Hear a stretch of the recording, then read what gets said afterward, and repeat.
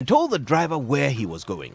Now, after about 10 minutes, the driver arrived at the destination, circled around the block, and parked neatly in front of the address.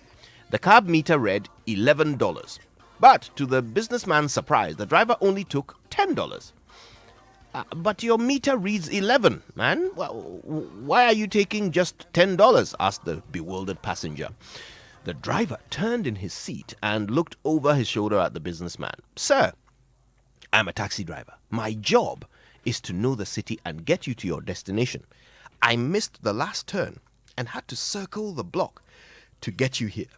If I hadn't made that mistake, the meter would have read $10 by the time we got here. So why should you pay for my incompetence? The businessman was awestruck. I've got to tell you, that is the most amazing demonstration of professionalism I have ever seen. Is everyone in Singapore like you? The driver laughed and said, this is a great country full of great people. I was the first one you met. If I don't show you my best, I would be letting my country down. Now, I know what you're thinking. You're thinking, what an honest guy. Such integrity. God bless him, right? Yeah. Now, I wonder if that businessman had landed at Kotoka International Airport and climbed into a Ghanaian taxi, what are the chances that he would have had the same experience?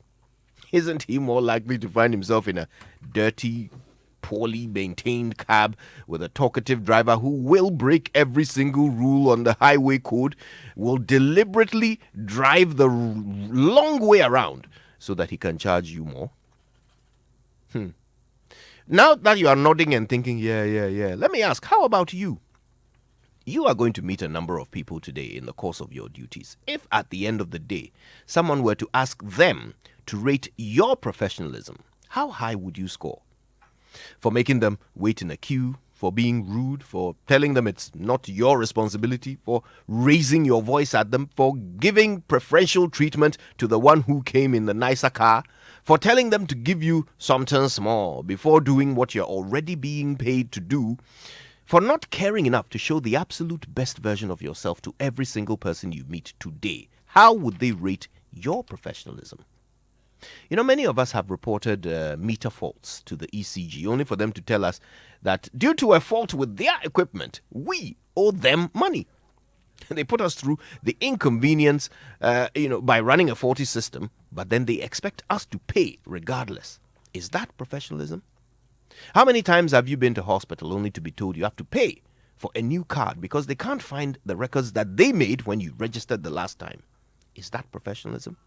Mechanics who give back your car with more faults than you had when they took it.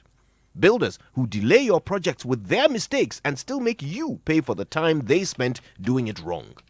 Lecturers who use 50-year-old methods to teach 100-year-old information. Workers who come to work late every day and still take a full month's wage. Which of these are professionals? You know, being a professional is a concept that we often misunderstand. We often imagine that there are certain occupations or careers that qualify one to be a professional. But the truth is very different. A professional is someone who puts their absolute best into whatever job they do. A professional is someone who carries out their job with an unwavering discipline. A professional follows the rules no matter the situation, and a professional will never make you pay for their incompetence.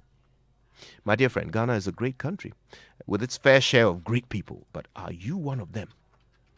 If someone were to judge our nation by their encounter with you today, what impression would they take away? It's a question I think we should all ask ourselves every morning. Why don't we start today? My name is Kojo Yankson. And to me, professionalism is not just about what job you do. It's about how you do it. Good morning, Ghana.